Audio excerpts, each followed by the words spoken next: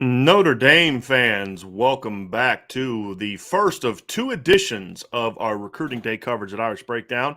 My name is Brian Driscoll. I'm the publisher at irishbreakdown.com, and I'm joined by Sean Davis of the Lucky Lefty podcast. And Sean, we're going to have some fun today. We are going to talk. About Notre Dame's class. We're just going to kind of talk some big picture things, get everybody caught up on the latest happenings with the class. We've got some opinions on some things that went good, some opinions on some things that didn't go Notre Dame's way today. And we're hoping to have a special guest on here at 1 o'clock. So I won't tell you who it is because in case she might not be able to make it, people won't be too disappointed. But we're hoping to have a special guest on here soon. But Sean, let's kick it off with kind of what happened today for Notre Dame. Obviously, Notre Dame signed 21 players today. It's kind of crazy that their whole class is basically done in the early signing period, but that's kind of the trend that we've been seeing really for a while now with Notre Dame trying to get that done early. I think this gives them an opportunity to reassess their board now that they've done in December for the transfer portal for potentially finding some new guys out there. So signed 21 players, signed a quarterback, a running back, one wide receiver, 2 tight ends, 5 offensive linemen, 3 defensive linemen, 4 linebackers, 2 corners, a sort of hybrid DB that can play corner and safety, and a punter/kicker because he can do both. That'd be Bryce McPherson. 17 of their 20 position player recruits. They signed 21 today. One of them is a punter kicker, right? McPherson can do both. He's recruited to punt, but he can also kick. 17 of their 20 position players were all ranked as a 4-star recruit by at least one recruiting service. That's a very high rate. I believe 13 of their 20 position player commits were ranked in the top 250 by Rival or by 247. I believe it's 11 or 12 by Rivals. It's a very, very deep class in regards to talent. Mm-hmm. And there are some areas that we're going to discuss that they came up short, and we'll get into that. But I think it would be an injustice if we started our show off with the negatives. I want to focus first on what they signed, because otherwise we'll just spend the whole show on negative. Because you talking about a group that I would argue is one of the 3 best offensive line classes in the country. Yep. I think you signed a linebacker class that is arguably the best in the country. With 2 guys being top 100 recruits and then the other 2 being 2 top 200 caliber recruits. You signed a very strong 1-2 punch cornerback, in my opinion. Benjamin Morrison and Jaden Mickey is a very good 1-2 punch. You signed 2 excellent defensive ends, in my opinion. You have a top 100 recruit in Tyson Ford. You have a top 200 recruit in Aiden Gabera. So, and one of the best tight end classes in the country. And what I think is one of the most underrated running backs in the country. You know, I was talking with Brian Smith last night, and we were doing comps for Jadarian Price, and the one that we kept settling on was another Texas guy, Ronald Jones. Just that burst, that first step burst, he's not the hyped recruit that Ronald Jones was, but this kid has been a big-time playmaker, had a great year down in Texas, rushed for over 1,800 yards and 18 touchdowns, averaged over 9 yards per carry. Love Jadarian Price as a player. Signed a guy that SI All-American at receiver, ranks as a top 50 recruit in Tobias Merriweather. Sean, you know how high I am on Tobias Merriweather. Tight end class is excellent, so you keep that tradition going. Offensive line class is excellent. I mean, there's a lot good in this class, a lot of really good in this class, Sean. And it's easy to focus on the most recent thing, which is the decommitments. But the reality is if you put that aside for a second, and trust me, we'll get there. This is a really, really good class. This is a top 10 national class, in my opinion. Absolutely. I think at this point in a lot of services, I see them about 6 or 7 nationally, depending upon the service you're looking at. Brian, the one thing that stands out to me, and you kind of touched on it a little bit, especially when you talk about the guys that are slotted for linebacker. Mm-hmm. they went out and got a lot of versatile athletes. When you take long, versatile athletes, Ziegler, Burnham, guys that have played quarterback, tight end, wide receiver, linebacker. 2 of their guys played quarterback this year. Yes. Yes. And they were both the state players of the year. Yeah. And that would be Burnham and Snead. And Snead. Nolan Ziegler caught over 60 passes for 1,200 yards as a wide receiver. Right. This year. So that's just the amazing thing. I think Ziegler was also a really good lacrosse player, if I'm not mistaken. You are correct. So the speed, the range, the length, you see what Marcus Freeman is attracted to. Long, rangy athletes that you can put in different spots. And then you get a guy like Tyson Ford. I love his feet. I love his feet. Big base, big buttocks. So he really can hold up against the run on the edge, long arms, but he has a quick first step. And I really like that at that size. I think he's going to be tremendous. Let me tell you this, for me, the guy I love the most, right? And I say that because I was a little guy growing up, and all of my friends were like taller than me. But I had the most mouth. And I think Jaden Mickey is going to be that. He's going to be the one on the back end talking the most trash while the big guys are handling things in front of him. He picked off Nico Imaliva. I believe he had an interception against Modern Day. I don't know if it was versus CJ Williams, but he had a pick against them. I mean, this kid is highly competitive, will get after it, and he's going to go. I don't know. I'm interested in hearing your comp for him. For Jaden Mickey? Yeah. So I try to do comps that aren't just Notre Dame players. Yeah. But I couldn't not go away from Julian Love. I couldn't. Yeah. I mean, and I think Jaden's actually a little bit more like faster. I don't say more athletic because Julian was a great athlete. Julian just wasn't fast. Right. I think Jaden is stronger than Julian was coming out of high school. I think he's more physical than Julian was coming out of high school. And I think he's faster. I think Julian also had great feet, like Jaden has great feet. And neither of them are real super big. They're not small by any stretch. They're not Sean Crawford or Cody Riggs, but they're not big. They're 5'11" type. But I just kept coming back to, because why did Julian Love have so much success? It wasn't fast. Right. It was because kid just was a heck of a football player. And he was supremely confident. And those are the two things that you mentioned, Sean, when you think of Jaden Mickey. Supremely confident and just a heck of a football player. Heck of a football player. And so when you have that type of guy in the secondary, it raises the tide for all boats per se. And for me, he's my number 2 corner in this class. Yeah. Now, he's ranked higher in the services, but I'm sorry. Benjamin Morrison is criminally underrated, in my opinion. Yeah. That kid's a top 100 recruit, in my view.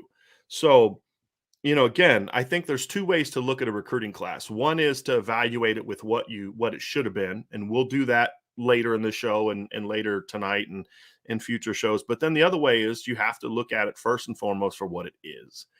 And when you talk about signing 4 corners last year, you didn't necessarily need 3-4 corners, right?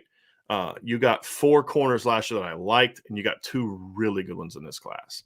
And so I think, and that's another one, is you've seen a jump in length, right? Ryan Barnes last year, you look at Benjamin Morrison this year, kid's a heck of a player.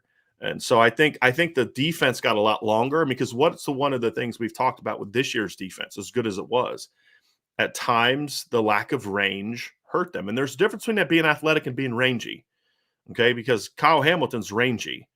Ramon Henderson's explosive, right? There's different types of athleticism. Yeah. And when you have a linebacking core that's 6'1" or 6 foot across the board, you're not going to be super rangy. Doesn't mean they weren't athletic, but rangy also has to do with, I'm running with a 6'5" tight end, and you just throw that ball, high point that ball, and I'm done, in which we saw this year with Cincinnati. So 2 6'6" defensive ends, like you said, long. I mean, Jalen Snead at 6'2" is the small guy, you know what I mean? And he's got super long arms. Benjamin Morrison, 6'1". Jaden Mickey's the small guy at 5'11", and then you've got Jaden Bellamy, who's kind of a jack of all trades, can do a lot of different things. So love this defensive class, and I feel like in a lot of ways they met the needs that they had. Now, a lot of people say, they should have brought another defensive tackle in. if you go look at the depth chart now, there's like 7 guys that have 2 years plus of eligibility left. Yep. At some point in time, you got to do some roster management. And I think that they view Jason Onye, who they signed last year, is also eventually is going to grow into an interior guy. Yeah. And I think they looked at that and they felt that they needed more of the DN types in this class and needed to upgrade the linebacking core and things like that. So defensively, this is a top 10 class because of 2 things: a really deep, great defensive class and some high level talent on offense, right? A skill. And then of course you have a great O-line. I mean, those are because if you look at your offensive line, all 5 of them are ranked as a top 100 recruit by at least one service. All 5 of them. That's a really good class. That's a darn good class. So there's a lot to like. The things obviously you didn't love. They needed to do better at quarterback. Steve Angeli's a nice player. Yeah. But, for me, he's going to rank in the bottom 5 of the class. And we'll get more into the rankings tonight. But you can't – if your quarterback ranks in the bottom 5, it better be because you signed like 19 5-stars. Right? I mean, obviously they came up way short at receiver. And I think they would have liked to have had another safety in the class. They thought Devon Moore could be that guy. He was going to start off at corner, and then that would have maybe eventually moved to safety, or somebody else would have moved to safety. That's a miss, right? I mean, Devon Moore's a loss. That's him and C.J. Williams are losses. The Moore and Walker thing to me is more about, it's not so much a loss as much as it's how it was handled was incorrect. And that's more of my issue with that. And we'll dive into that in a little bit. Hold on a second, Sean. No problem. Yeah, I agree with everything you just said. With everything you just said, the C.J. Williams, of all the decommitments, or of the 3, C.J. bothered me the most from a roster standpoint. Mm-hmm. Right. Amorion was, at that point, I just felt like the kid now was like, okay, now you're trolling. Like, I really feel like your decision had been made. It is what it is. And moving forward, and you tell me if I'm wrong, this was clearly the residue of what has been the trend in recruiting classes for the past, during the Brian Kelly era.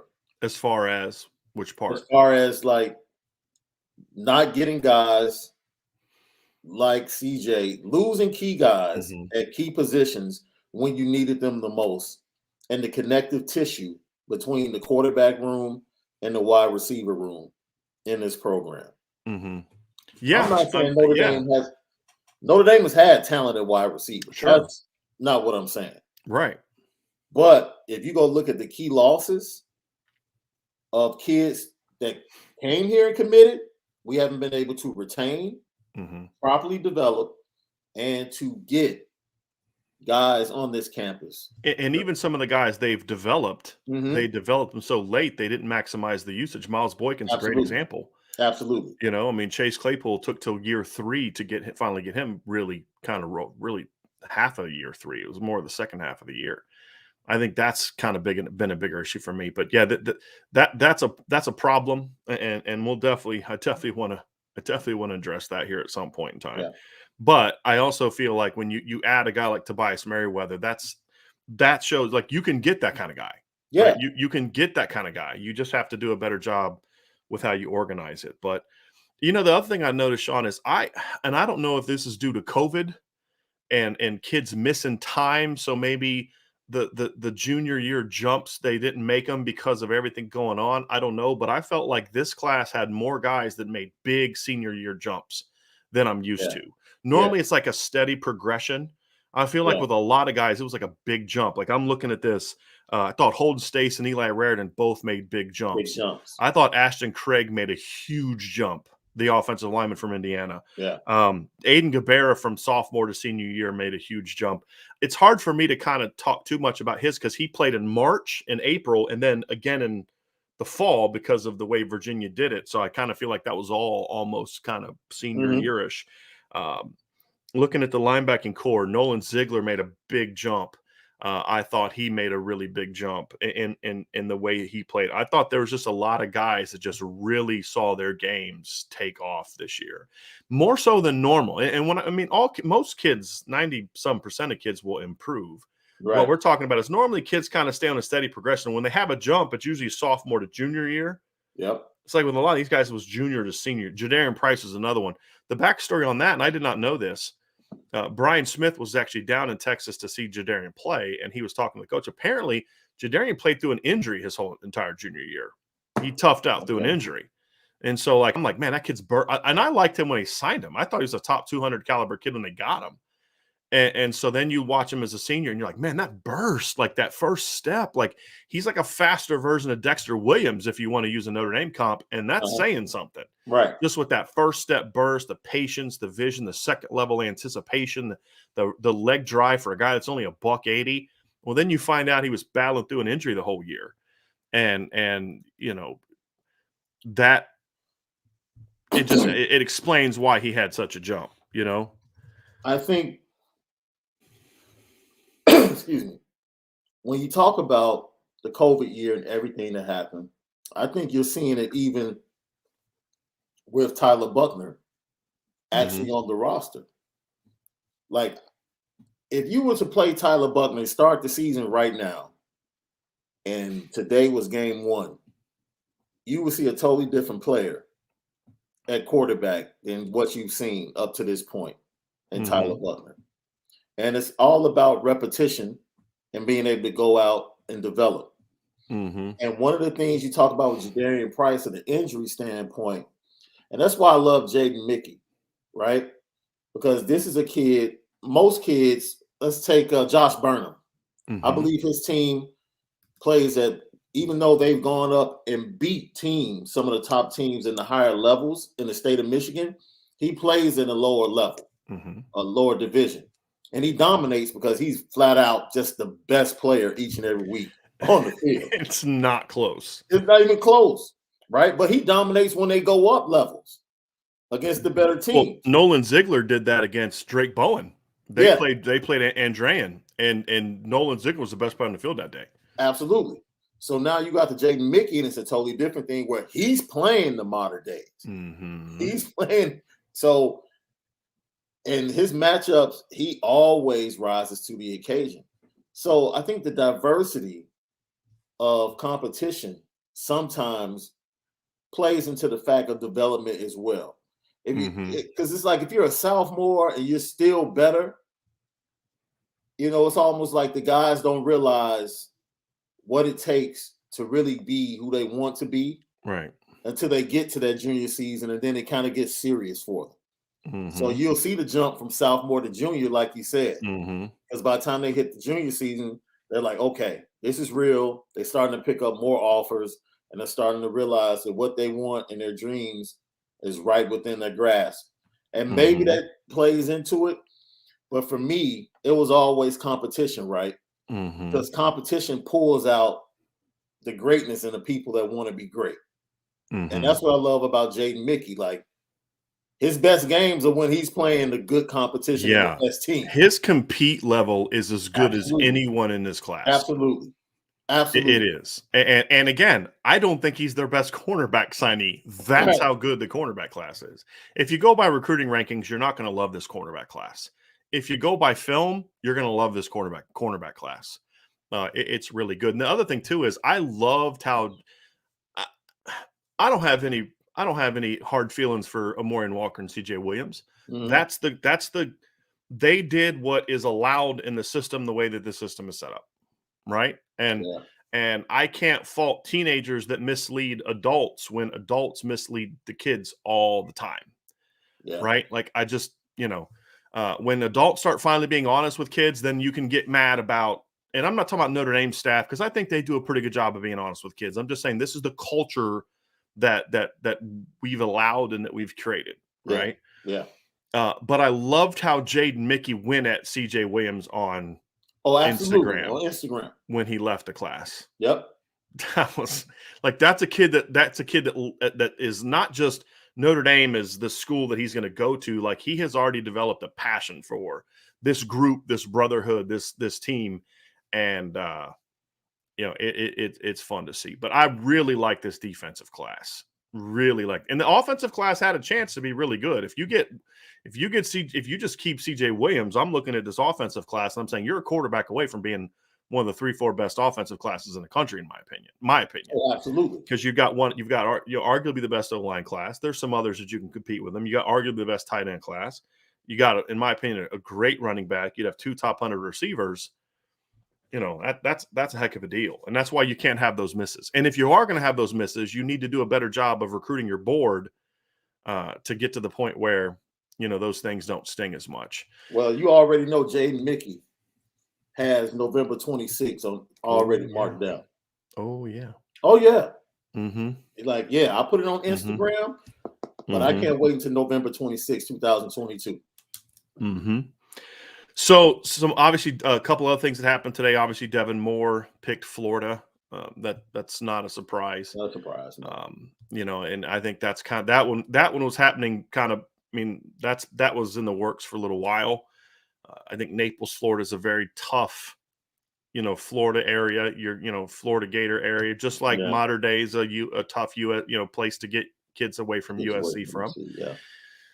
So I think there were some things working against them, but again, it goes back to you got to do a little bit better job when it comes to your receiver recruiting. To say, like, losing Devon Moore takes away a really good football player. Like, right. I've said before, this isn't the channel where kids stop being good when they go to another school. Right. This is a channel where our opinion stays the same no matter if they pick Notre Dame or not.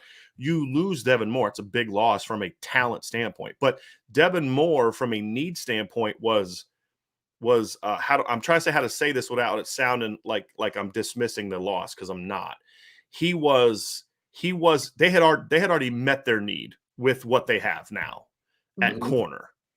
Devon Moore was that guy that could have influenced safety. He just was like, hey, let's just get as many good players as we can get, right? It wasn't a neat thing where when you lose Williams and Walker, you're now way below your need a receiver. We've been talking since the summer that we thought they should have gone to 4. Yeah. Because, again, we foresaw some of these kids not coming back that maybe they thought were coming back. So the roster management at receiver has become a major problem. And there's some people in the chat saying that there's another podcast that's obsessed with us that is blaming Vince and I for why Amorian Walker decommitted, because we said Dell should be fired. Even though Amorian Walker's been leaning to Michigan, we've been saying since when? July that we thought he was going to go to Michigan, right? So it's hilarious. It's absolutely hilarious. Some of the trying to pick up clicks, the clown stuff that's going on out there. But I think when you look at this class, what I want to push back on people for is be frustrated with how it finished, but don't lose sight of what the class is. Right. That's the thing. Absolutely. And because it's not a perfect class. You needed to be better at quarterback. You're a couple receivers short, number one. But number two, the class ain't over yet. There's still another signing day coming up in 2 months. Yeah. Month and a half. So you're going to have to scramble. You have to bust your hump and get out there and find some kids and do all those type of things. So there's got to be some kids out there. You can look in the transfer portal, but you came up short. Defensively, I mean, needs-wise, they met all their needs. I would have loved to have had Devon Moore in the class as well. No sugarcoating it. But from a needs standpoint, they met all their needs. And they met them with good football players. The one place you say they didn't meet their need would be safety, because obviously they tried for X, but they were comfortable not taking another safety if they lost on Xavier Nwangwu. That was to me the big miss on defense in the cycle. Right. Or what, because based the opportunity was there. Right. Based on what happened, I don't blame the coaches for that. Like, we're not going to get into what it was, Sean, but I don't know if I necessarily blame the coaches for that. I think they did all they could. Sometimes you just get beat, right? Yeah. The reason that I'm okay, the reason I'm not treating that loss like I'm treating the receiver loss is because, again, it wasn't necessarily a need. Because of once you move Xavier Watts and Ramon Henderson, who are basically freshmen because of COVID, they're basically true freshmen because of COVID, to safety, you basically have 4 freshman safeties now that you like. You can also bring Houston and them back. You're in a great early position with Caleb Downs, with Peyton Bowen, with Ryan Yates, with some of the kids, Adon Schuler, who's already committed. So they made the conscious decision not to bring in another safety when they missed on X, because they knew back in October they weren't getting Xavier. They still tried to get him, but the staff, he asked them to stop contacting them back in like October. They knew for a while they didn't really have a shot with him, right? When Marcus Freeman was hired, he said, hey, let's take one more crack at it. Why not? But there was no illusions in the Notre Dame coaching office that they were all of a sudden going to get Xavier Nwangwu because Marcus Freeman's the head coach. Because Brian Kelly wasn't the reason they didn't get Xavier Nwangwu, right? That wasn't the reason.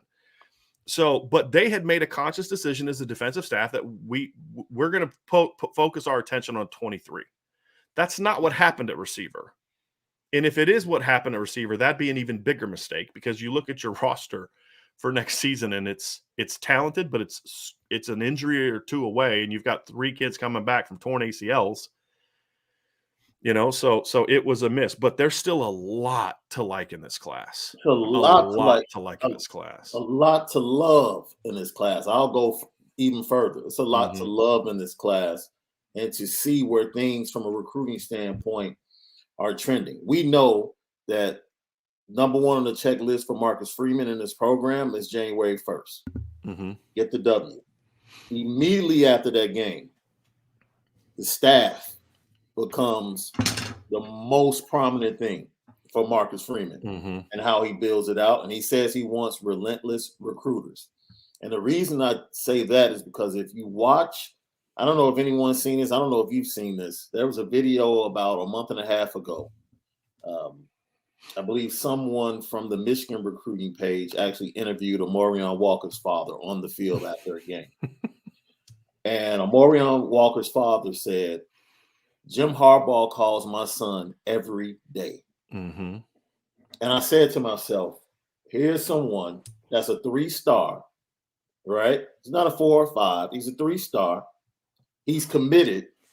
You want him that bad that you're calling him every day. Then he said, Josh Gaddis calls my son every day, like literally every day. And it just goes back to the conversations that we've had of what it seemed like a program that kind of got to a certain point and realized that it could coast and win games. Right.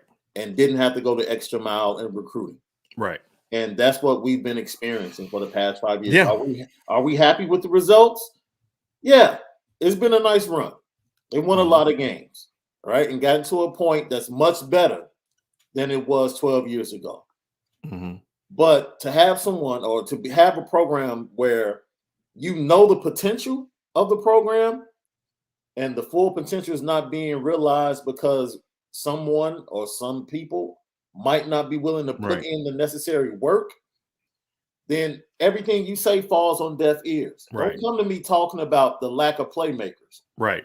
Whose job is it to get the playmakers? And in order to get playmakers, you have to put in the extra work. Like there's a late signing period coming up in February, and most of those guys are going to be big time guys that have not signed. Guess what?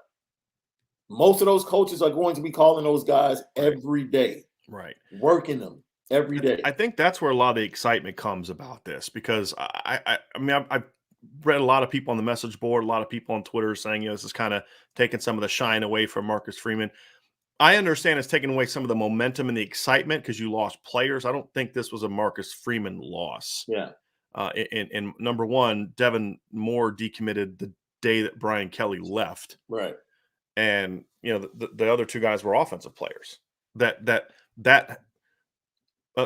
look, they took multiple visits to Michigan. I mean, CJ Williams has been to USC more than he's been to Notre Dame. Right. Amorion Walker's been to Michigan more than he's been to Notre Dame in the last 6 months. Right.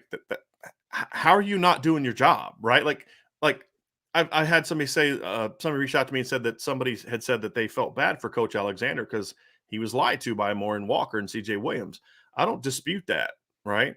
I think that's a bold take, but I mean, from what I've heard, it sounds like that's kind of what happened, especially in the case of Amorion Walker. At the same time, your job as a recruiting coach is to read the room. And if I, as an outsider, could read the room and say, yeah, that's not going to end well for them. And guess what? It didn't. They've got to see that, because what would happen is every time he'd go visit LSU, he went and visited Alabama, he went and visited Ole Miss, he went and visited Michigan 75 times. The Walker family would get on the phone with the Notre Dame coach and reassure them, no, we're good, we're committed, we're definitely committed to you, as late as yesterday. But at some point in time, you've got to say, okay, but they're not acting like they're committed and haven't for months. Right. You know what I mean? And so that's on you, that if you continue, hey, well, they just kept telling us they were good. Okay, so what? You should have been out there looking for other top players. And because eventually it's like you're just it was so obvious for months. Everybody in this chat knew it. Everybody that watches this video knew it. And not just because we said so, because they could read it. I mean, we've had people in our chat saying this for months. Yeah. It was so obvious that Moore and Walker kind of looked at the Notre Dame commitment as sort of a placeholder. Yep. I got that in case I don't find something better. When you've been in the playoff the last 3 years and you've gone 54-9, you should not allow yourself to be treated that way. No. Like, okay, you know what? Go to Ole Miss, go to Kansas State, go to Michigan, go wherever else. We're going to go find somebody else. And that to me is really what that issue was. But that was a fundamental problem at receiver that we've seen for a while, right? And this is the thing we said, like, I'm not looking at Mike Mickens and Marcus Freeman losing Devon Moore the same way that I'm looking at Coach Alexander and Coach Reese losing the two receivers, because one is, okay, it happened, otherwise they've done a great job. The other is, here we go again. Yeah. And in the last year, you've lost 5 receivers by transfer and 2 decommitments. Yeah, and let's not forget, Deion Colsey decommitted last year too. Yes. The problem was he decommitted really early, and it gave Tommy Reese plenty of time to get in there and get him back in the fold. Right. So, this was problematic. And if anyone's not willing to see that, then I just don't know what to tell you. And my concern is, we talked about this yesterday. This is going to be the first big test of Marcus Freeman's coaching tenure. Because Coach Alexander is very well liked. He's very well respected. He's a good man. We've talked about this a million times. But this is a results-oriented business. And the reality is the results in the field and the results on the recruiting trail have not been good enough. They haven't been horrible. Yeah. They haven't been good enough. And it's one of those things that's keeping you from that next level. Just like the offensive line. Now they're going to make a move there. That's great. Right? So I'm curious. So we talked about how the offensive line coach needed to change, and they not only signed all 4 kids that were committed to the previous coach, they added 1. So I don't know how that's not our fault too. I'm just trying to figure this one out a little bit. But, and that's the frustrating thing too, Sean, is that the way that this finished with receiver is taking away from what is a really, really good class. In your opinion, what, if anything, can Dale Alexander hang his hat on since his time in Notre Dame? Solid production. Okay. I think solid production. I mean, look, you talk about what he's done. You look at what Miles Boykin did his last year. You look at, Chase Claypool had a phenomenal senior season under him. Kevin Austin kind of broke out. Javon McKinley had a nice breakout last season. His numbers would have been better if they'd thrown the ball more. Right. It's not a criticism. I mean, that's how that team was constructed. The point is, he per target, he had really good numbers per target. That's the point. Not a criticism. When you have the best offensive line in college football, or arguably, then you're gonna, and because of COVID and missing practice and all that hurts your pass game a lot more than it hurts your run game when you go 2 weeks and you can't practice, because the pass game is so so predicated on timing and being on the same page. So again, that's not a criticism. It's just an observation, but otherwise had a good year. Kevin Austin finally kind of came around late this season. But so I think that's the pushback that I get when I talk to people over there about this is, well, look at the freshmen did really well this year. They only played because other people got hurt. Yeah. Right. And so it's like that's not a good argument because that's why did it take to year 5 for the freshman to be able to play? Right. Right. That's my counter argument to that.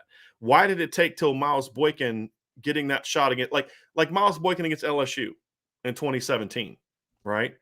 You're telling me Miles Boykin wasn't worth getting playing time the whole season over Cam Smith and Freddie Canteen till they got hurt? But then miraculously, when he gets a shot against LSU, because remember, Chase Claypool got hurt. He missed the game. And then Equanimous St. Brown got hurt in the first half. And then Miles was thrust in. And all of a sudden, Miles Boykin, going to get some legitimate corners, right, is out there making great plays. Like, okay, well, is that just a coincidence? It's kind of like it's just a coincidence. As soon as guys got hurt, the freshmen were ready to play. Yeah. Right. Where were you developing those guys during the season? Maybe Miles might have been able to help you against Miami. Maybe he would have been able to help you against Stanford. Maybe he would have been able to help you against Georgia in a game you lost by a point. Right. With Freddie Canteen and Cam Smith and Chris Fink getting all your reps. So that's kind of my counter to that. And the other thing too is I do think he is conducted himself. There's some issues I have with things he's told receivers that he that aren't consistent. They're not accurate. He's done some silly things, but I don't think they're like immoral things. Yeah. I think part of that is because he then has to cover for decisions that Brian Kelly makes. That's my next question for you. Yeah. Because I really believe the decision seems like it's been made as far as the O-line situation, O-line coach situation. I really believe Marcus Freeman is using the practices as an evaluation to see the interaction. Because, like you said, under the culture that existed, and this is not, I promise you, I'm not trying to alleviate Dale Alexander from accountability or any responsibility, but you should be responsible for your actions as a coach when it comes to coaching your players and recruiting players to your university. But maybe Marcus Freeman really believes in my culture, I can get this guy to produce at another level. And that's just for me going by what I've heard players talk about, how the difference in the culture after 2 practices. Yeah. Oh, yeah. Meant something for them. So Marcus Freeman is now saying, I knew that guy had to go. Right. But this guy, I see something in him. And maybe if he gets locked into the culture we're trying to create, maybe he'll be a different guy in that culture. And hopefully that happens. Yeah. But here's the problem with that. Normally, when a guy is like Brian Kelly didn't make him not be dogged on the recruiting trail. Right. He chose that. The problem is Brian Kelly didn't hold him accountable for it. Yeah. But clearly he's not a grinder on the recruiting trail. Okay. If Marcus Freeman comes in and pushes him to grind in the recruiting trail, does he do it just long enough to secure his position? Or does he all of a sudden however in his 40s decides, okay, apparently recruiting really hard is now important to me. You know what I mean? So to me, it's like when a guy has to be pushed to that, then you should kind of go a different way. Yeah. Yeah. That's my thing. And if he likes him, I think he likes Dale. Like you said, everybody I've ever met, there's a couple players that don't, but look, that's going to happen when you don't play a kid, or you know, there's players that I coach that don't like me, right? It's just the nature of the beast. There's kids, I guarantee, there's kids that Marcus Freeman coached that a couple of them that don't like it. It's the nature of the beast.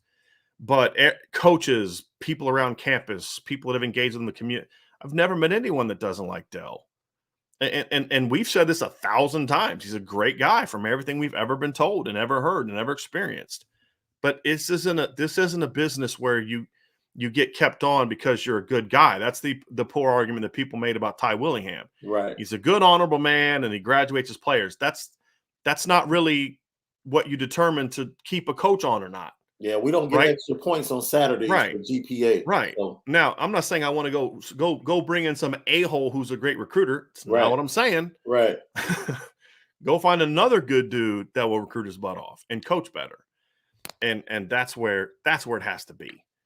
And that's going to be the big thing for Marcus Freeman, is doing that with this position. And then also finding coaches to replace the guys that are leaving that are going to do the same thing, because you can't have a position having these consistent props. Every position is going to have a year where they miss a kid they thought they were going to get, Yeah. or a kid that's just part of the business, right? I mean, that's happened to great recruiters in the past. I mean, Tony Alford just knew he was going to get Ronald Jones, and at the last minute, Ronald Jones decided to go to USC. Even the best recruiters miss kids. Mike Elson has missed guys. Mike Mickens just missed a guy. Marcus Freeman has missed guys. Yeah. It happens. Where it becomes a problem is when it becomes a consistent pattern. And there's just a pattern of issues there where there's clearly a disconnect in the relationship with the players. You don't lose 5 guys to transfer if that's not, if there's not a bigger problem going on. Yeah. And you don't lose 2 of your 3 commitments if there's not a bigger problem going on. And anyone trying to say that they lost commitments because of us is just insanely stupid. I'll say it asinine. It's asinine. Yes. Because if I'm that impactful on the recruiting trail, freaking hire me then. I mean, that's an equally absurd statement for me to make in response to that. Yeah. And if me saying that means you can't go get recruits, that's just more evidence that you shouldn't be here.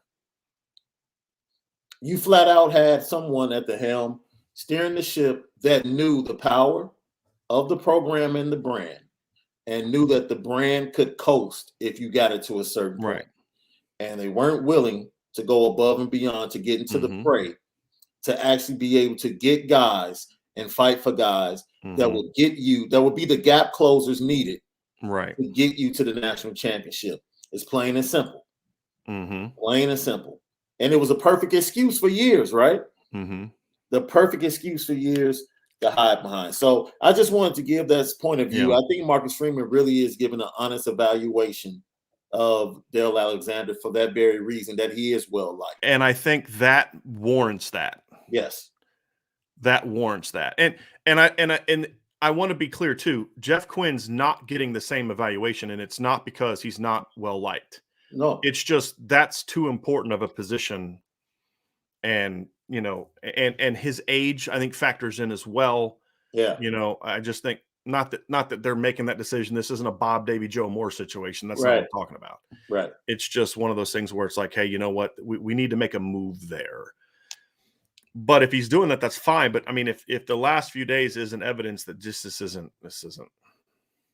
going to work, then we need to make a change. I want to get to some super chat, Sean. Okay. The Fonz's third leg. I just love this guy's name. It's hilarious.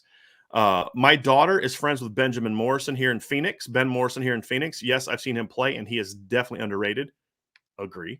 He's also an amazing kid of great character and has an amazing family, incredible get for Notre Dame. I've heard that about him. I've heard he's a really nice, polite kid, but when he gets on the football field, he will strike you, and he can run.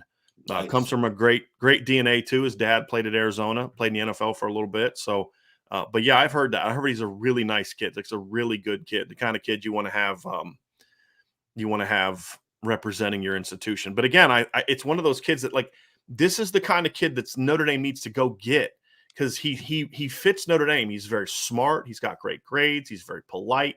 He's all those things. But when he puts that helmet on, he's not nice and polite.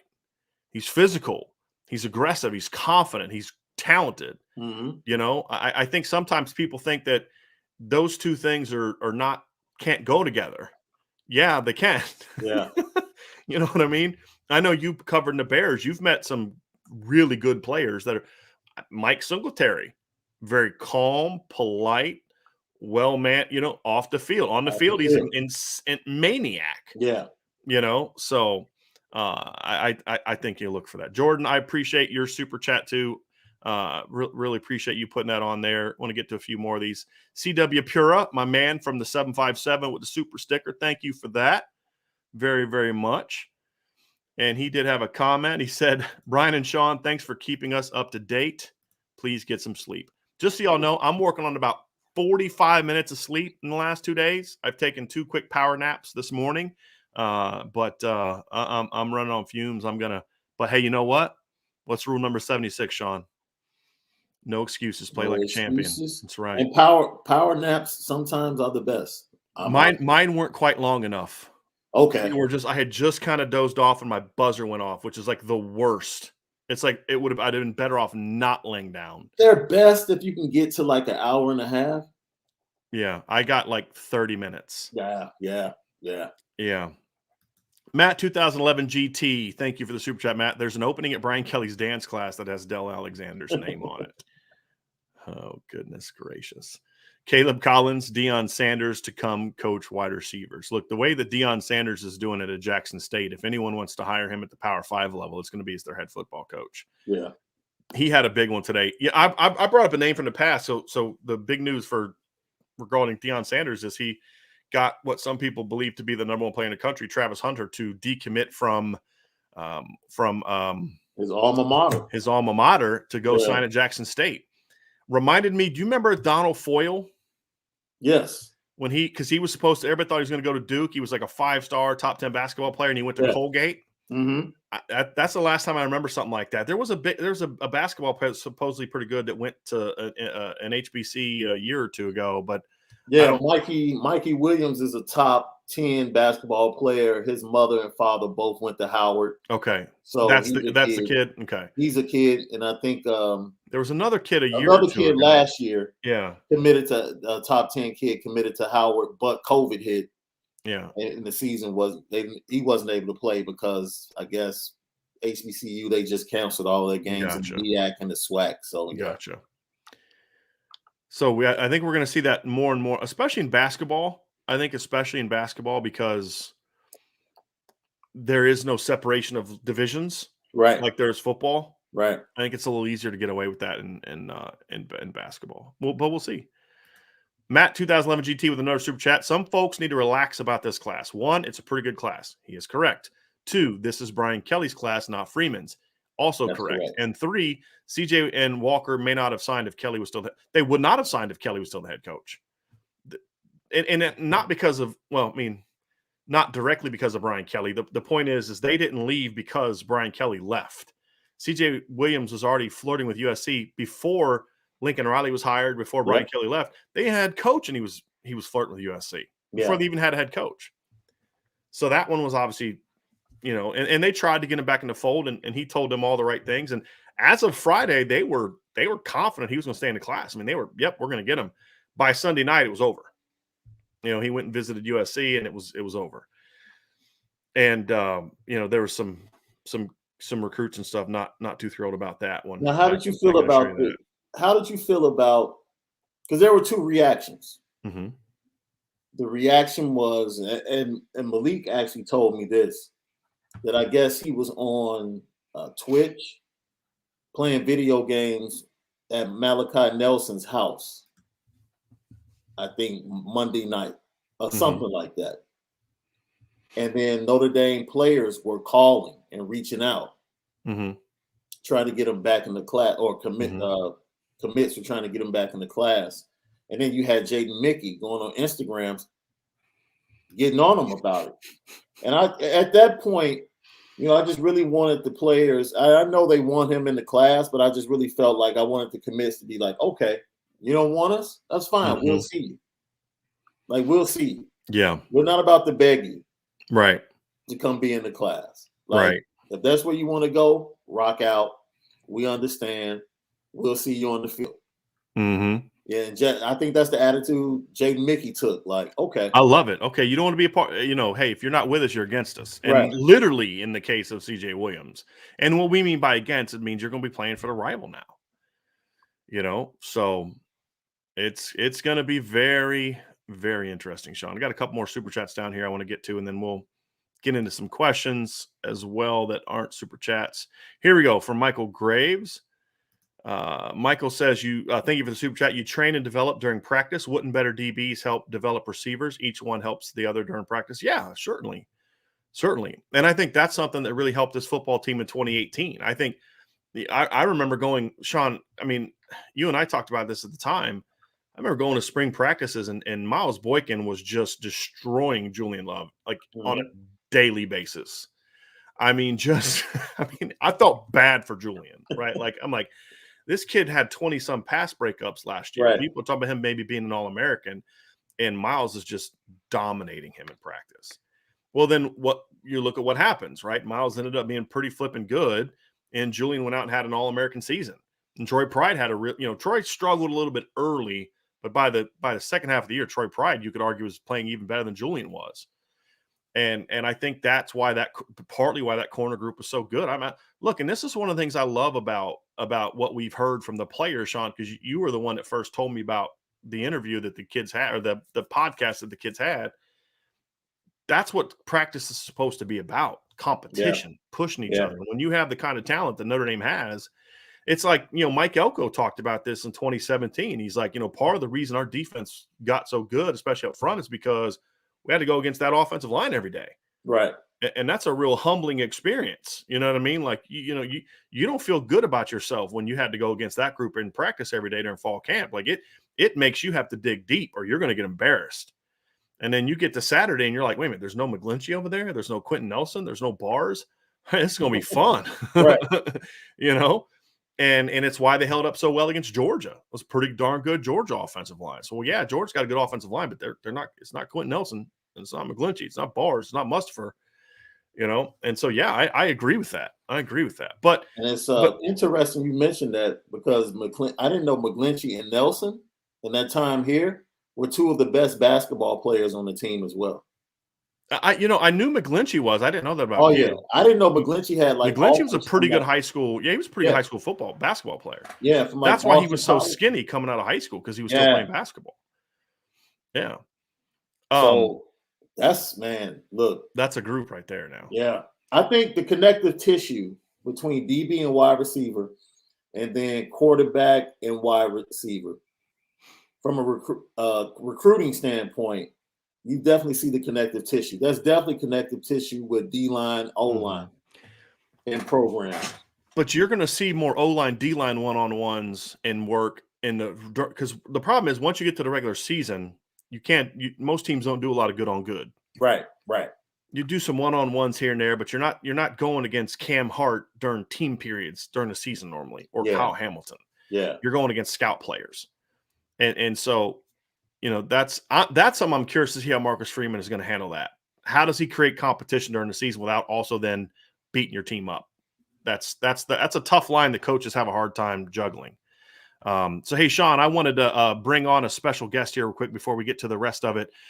So we're going to set this up a little bit. So when Brian Kelly left Notre Dame, there was the potential of this class going to be just disintegrating. One of the people that did a great job of keeping that class together is this guy right here, Nolan Ziegler. Nolan, hey, congratulations, man. You are now officially a member of the Notre Dame football team. Can you hear us? Thank you. Can you guys hear me? Yeah, we can hear you, man. Thanks for joining the show. Now, here's a funny backstory. I have a picture of Nolan when he was a baby at the Notre Dame-Michigan game in 2004 with Chris Zorich. So Nolan was bred to be a member of the Notre Dame football team. So, Nolan, what was it like for you today, man? What was this day like for you, buddy? It was amazing. It was a dream come true. You work for something for so long and have a dream. To be at this school, it just feels great to finally fulfill it. Now, a lot of Notre Dame fans need to be saying thank you, Nolan, for this outstanding 21-man recruiting class, because when Brian Kelly left, I've heard from several sources that you were putting in some work to make sure that this class stayed together. What was that experience like for you, Nolan, when Coach Kelly left, and just kind of what all happened during that period of time?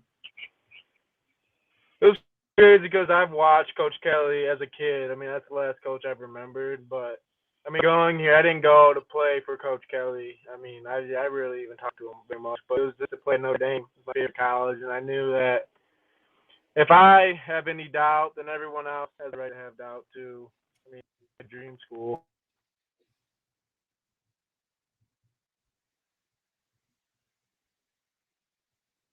We've lost Nolan, I think. We don't have we can't hear you. There you go. Okay, we can hear you now. Yeah, it was in my dream school, and I didn't have any doubt, and I just kept letting the guys know that we have a special class coming in, that we need to go win this national championship. But I mean, there's some guys you can't, forced to stay and he lost it. But overall, I think it was pretty good. Now, the defensive class, from what I'm told, Nolan, has especially been really just because a lot of you guys committed early. I mean, you were the first commit in the class, I believe, correct? You and Joey Tonona were the first couple kids to join the class, I believe, right?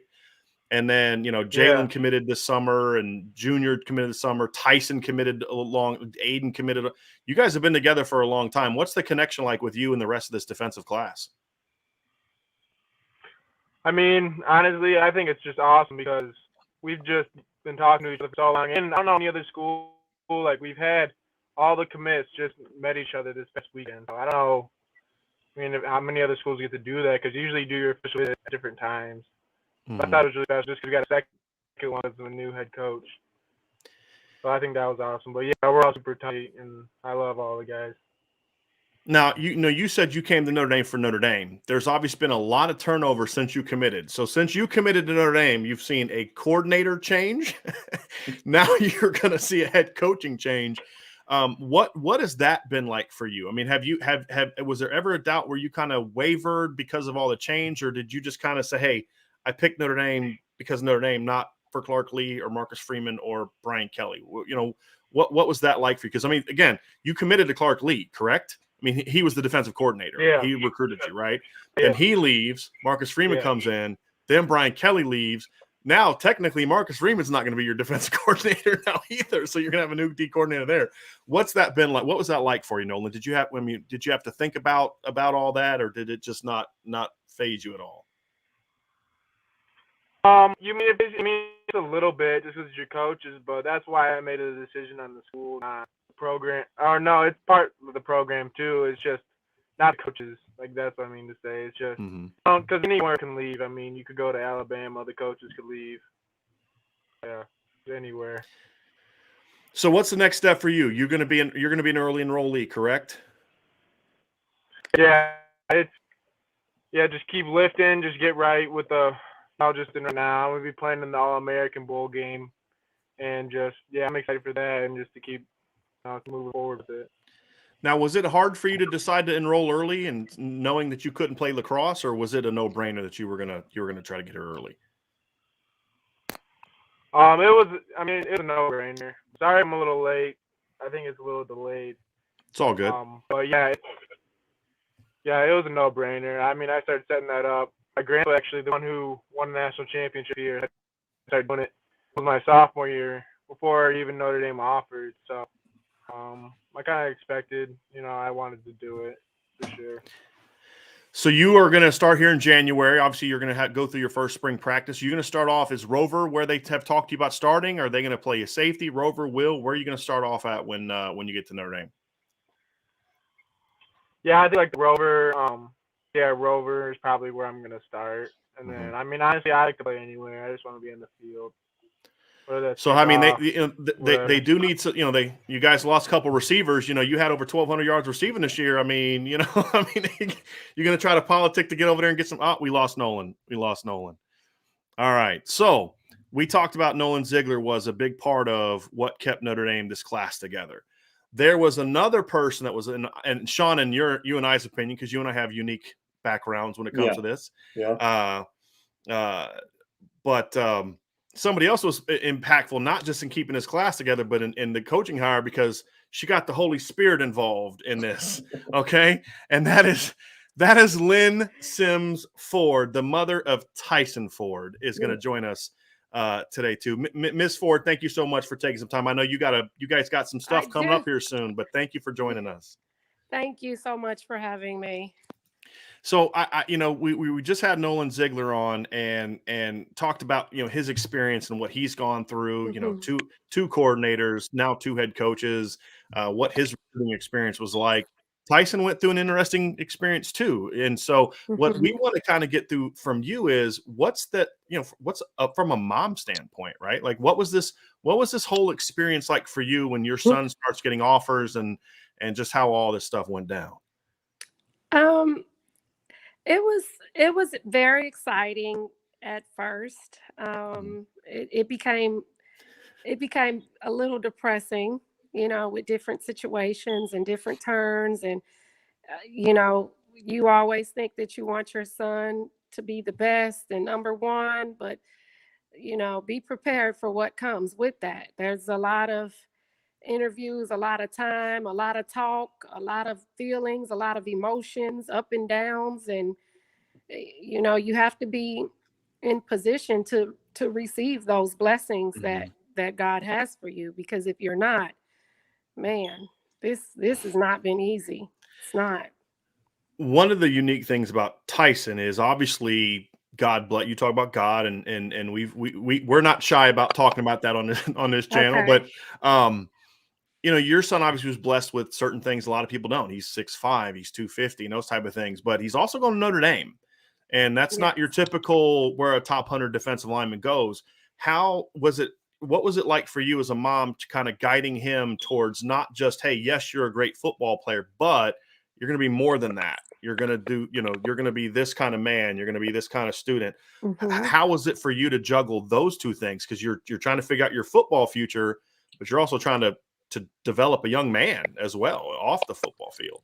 Okay. Well, for one, we're a sports family. We're a football family. So we believe in sports. We believe in team sports, but Tyson knows that, and I made him understand from the very beginning, this is just an added attribute to what, is going on. The priority is education, because for one, you're not going to be able to get into college if you don't study. You still have to be a good student. You still have to, meet certain qualifications. And from the very beginning, I let both of my boys know it's up to you where you want to go. If and you're going wherever they say you're going for free. That was always, so if you want to have many options, then you have to create that for yourself. And that means studying. That means putting the time in on and off the field. It's not there weren't any options here. You want to play sports, you have to make good grades. You want to go to a good school, you want to have options on where you're going to college, you got to do the work. And thankfully Tyson, he received the message very well. He knows he's at the top high school here academically in St. Louis. He attends John Burroughs. Every school he's ever attended, he's had to test to get into. This is the first time that, for his high school, that was the first time that he didn't have a Catholic school education experience. He was able to wear regular clothes. The gender of classes were not separated, because for junior high, he did, he was in an all boys school, so the academic part was never a problem in this family, because we made sure that we set that foundation in the beginning. My parents, along with me, my mom and dad are great supporters of what I've been able, what God has been able to do in Tyson's life. They supported me financially. They supported me, my decision making, my choices. And when Notre Dame came, there was no other option for our family. I supported Tyson when he, wanted to make a different choice, and I prayed about it, and God changed his mind in the last minute. But the academic part, you have to set that in the beginning. And, being able to play team sports at a high level and travel and have the experience that Tyson has had with basketball and football, that was just the icing on the cake for the reward of being a good student. And you talked about Notre Dame was the choice. You were going to allow Tyson to make his own decision, and it eventually came to Notre Dame. Did Coach Freeman coming on have any influence on him kind of going back in that Notre Dame direction and ultimately choosing Notre Dame, or were there other factors involved? Coach Freeman played a big part in that. I wasn't aware that, because remember, Tyson committed on national television verbally on January the 18th. So we had everything Oklahoma, and we were supporting Tyson, but our family was like, what is he doing? You know, but you know, and I just told my mom, I said, we just have to keep praying. God's going to come in at the last hour, and Tyson's going to make the right choice. Tyson knows what we believe in as a family. Tyson, you know, but I wanted it ultimately to be his choice. You know, Coach Freeman came in, I think that maybe that Wednesday or Thursday. He started talking to Tyson. Tyson was in a car by himself. Tyson pulled over. They had a heart-to-heart conversation, you know, and I believe they stayed connected after that first real conversation about, you know, the opportunity it is for him and being a man of color. You know what I'm saying? You don't get these opportunities. You know, you want to take the best, not only football route, but educational route, you know, and those are some things that I believe Coach Freeman expressed to Tyson. Tyson doesn't, I have to probe Tyson to get answers. So it's not like my son just freely talks to me. Hey, mom, this is what's going on, who's involved, you know, because I made the family stay out of it. You know, I told them everybody wanted to call and talk to Tyson about changing his mind to Notre Dame. No one will talk to Tyson except for Dad and myself. And ultimately, I wanted him to be a young man who was able to make choices. I'm pretty much been a pretty involved, pretty controlling parent through this whole thing, you know, and Tyson he was just one of those children that wanted to please me and believed in whatever it is, because for the most part, whatever I decided to do, it worked out. You know, we didn't have a lot of we didn't have to change high schools and different things that a lot of these parents go through, because we pray on everything. And when I make a choice, it is what it is. And if I get an inkling that it's not right or whatever, you know, we would have changed our mind. But, you know, God showed me that Tyson was going to go to Notre Dame. And that was set in stone for me. Even when Coach Elston called me and went off because my dad and I had not been able to convince Tyson to change that Friday morning. And, you know, I took it, I listened, you know, and I prayed. And within an hour, Tyson called me. He was downstairs in the basement of my parents' home. He called me, Mom, I've changed my mind. Hey, what made you change your mind? You know, it wasn't anyone. It was, you know, I wanted to make sure that no one convinced him to do this. I wanted it to be him convincing himself what was right. You know, I just asked God to send him a message and make him understand that this is not just a 4-year decision. This is a 40-year decision.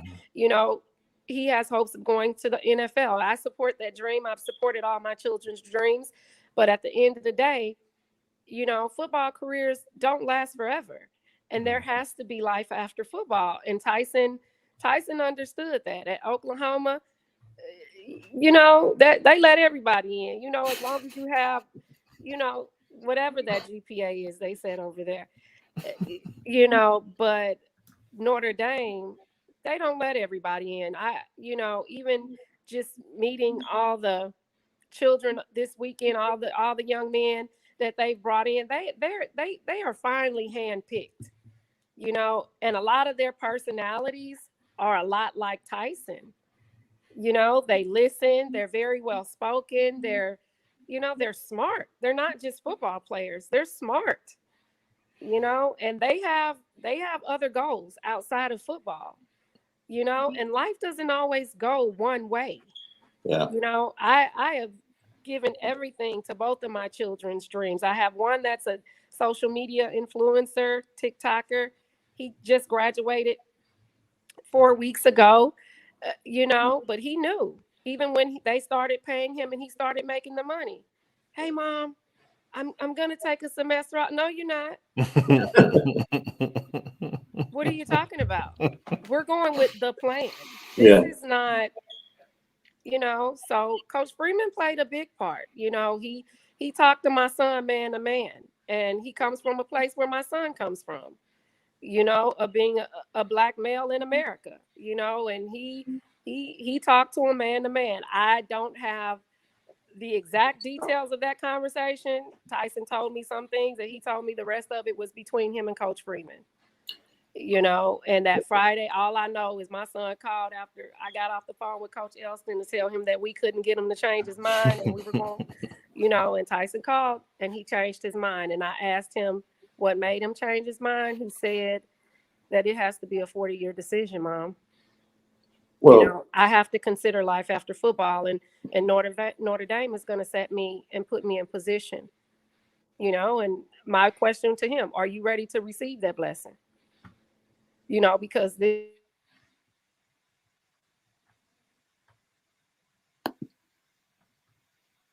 easy.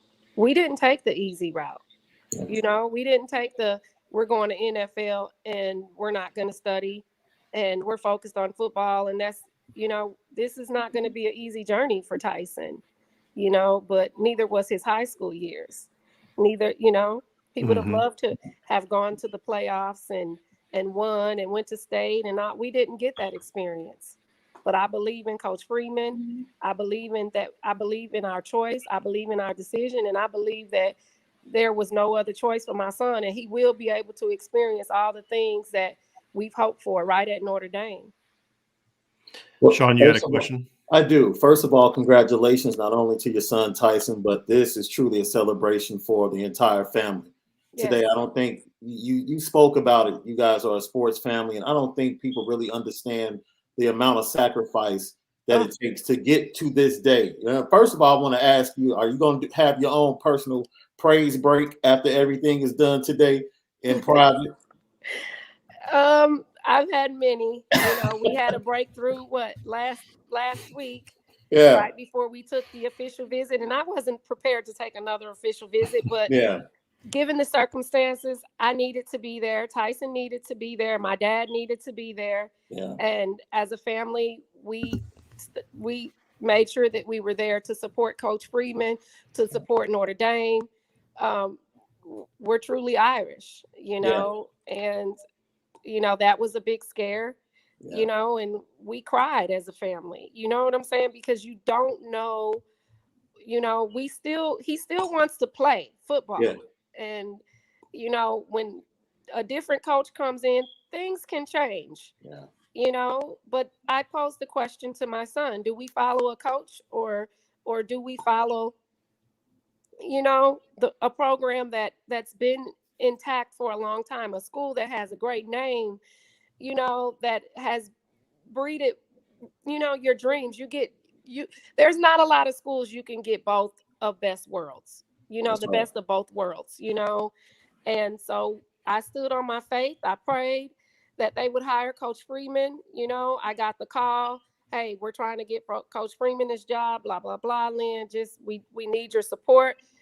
I got on Twitter and I made sure that I let everybody know what it is that, it's in an uproar or whatever to everybody, but we're standing on this and we believe in this, and we believe Notre Dame knows that they're going to have to do the right thing and make the right decision and give this man the job because he's qualified. He's made a difference. He's recruited well. Everything on his resume lined up. Why not? He knows these players. He's built the relationship. And, we didn't want the whole thing to fall apart. And we prayed and God kept it all together. And I'm thankful for that. I'm thankful that we stood on it and Notre Dame supported us as parents, as student athletes. I don't think that without our voice that it would have been where it is today. And that was the first time that I experienced of being a part of a decision that was huge, by giving a voice and letting people know how you feel and where you stand and what you want for your child who's committed and has been committed to this university since January 18th and has not wavered. Okay. Did not entertain anyone else. People call. Tyson wants to hand me the phone. I'm like, tell them I don't have time for that. Okay. Because they not getting ready to sell me a bunch of lies. And I'm tired of listening to them. When you have a discerning spirit, when people are telling the truth, And Tyson was sold on playing early. And like I told him, okay, well, let's talk to some of the children who have played early and see where they are. They played too early because they all got injuries. Okay, so that's not always the right decision either. The body has to be ready. The mind has to be ready. You're going up against, you're 18 years old, 17, 18 years. You're going up against men who are 20, 21 years old. You got to be ready for that. Your body has to be ready for that. Your mind has to be, there has to be preparation. And Tyson knows when preparation meets opportunity, it equals success. And I stand on that. And I've always told him that when you show up prepared, things work out. Okay? And that goes for a test, that goes for an interview, that goes for whatever. And make sure you look to par, because the first impression is everything. That's right. So what are you looking forward to the most now? Are you looking forward to that first time he runs out of the stadium, out of the tunnel at Notre Dame? Or what's the moment in your mind? Because it seems like you're a very forward-thinking individual and you always have a plan and it's lined up with God's plan. So what's that moment that you're looking forward to say, man, I can't wait to be in that moment?